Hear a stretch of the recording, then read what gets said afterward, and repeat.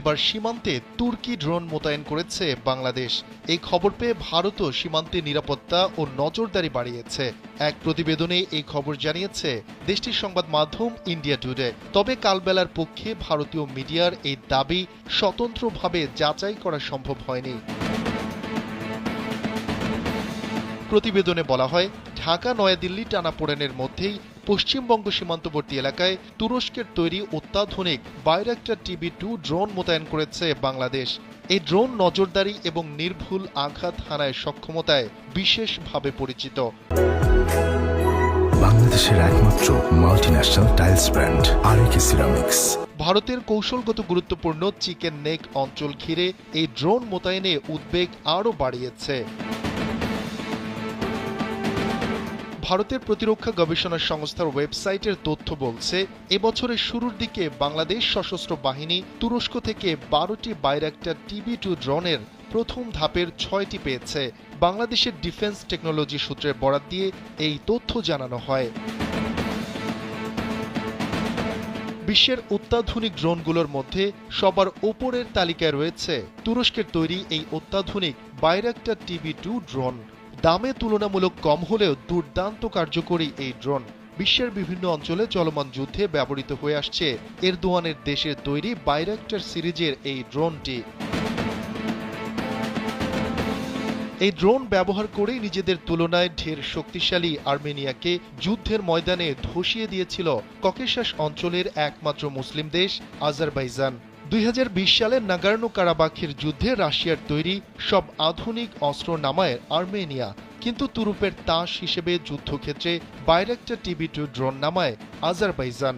অল্প কয়েকদিনের মধ্যেই বিশাল জয় তুলে নেয় মুসলিম সংখ্যাগরিষ্ঠ দেশটি। এবার কার্যকরী সেই ড্রোন সীমান্তে মোতায়েন করল বাংলাদেশ, এমন দাবি তুলল ভারত। যদিও এ বিষয়ে বাংলাদেশের পক্ষে তাৎক্ষণিক কোনো প্রতিক্রিয়া পাওয়া যায়নি। শফিকুল ইসলাম শান্ত, কালবেলা ডেস্ক। চারদিকে যেন শুধু যুদ্ধ আর যুদ্ধ। এই যুদ্ধের বিষাক্ত বাতাস যেন ভারত বাংলাদেশেও এসে পড়েছে।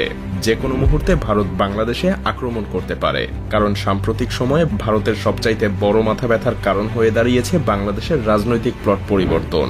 বাংলাদেশ আর কারো নিয়ন্ত্রণে নেই, আর এ কারণেই তারা বাংলাদেশকে পরোক্ষভাবে দখল করার হুমকি দিয়ে আসছে প্রতিনিয়ত। যদিও এগুলোকে রাজনৈতিক বক্তব্য বলেই উড়িয়ে দেওয়া যায়, কিন্তু আসলেই যদি ভারত এমনটা করার চিন্তা করে থাকে তাহলে কি পরিস্থিতি দাঁড়াবে?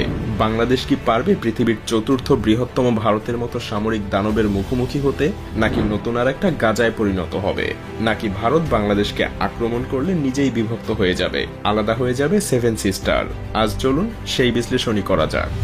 ভারতীয় সেনাবাহিনীর সংখ্যা প্রায় 13 লাখ, যা চীনের পর পৃথিবীর দ্বিতীয় সর্বোচ্চ সৈন্যের অধিকারী দেশ। তবে ভারতের সেনাবাহিনীর একটা বড় অংশ তাদের অভ্যন্তরীণ নিরাপত্তায় নিয়োজিত আছে। কাশ্মীর, মধ্যপ্রদেশ এবং পূর্বাঞ্চলের 7টা রাজ্যের, যাদেরকে আমরা 7 সিস্টার হিসেবে জানি, সেখানকার বিদ্রোহীদের দমন করতে ভারতীয় সেনাবাহিনীর একটা বিশাল অংশ সেখানে নিয়োজিত আছে, আর তাদেরকে সেখানে থাকতেই হবে।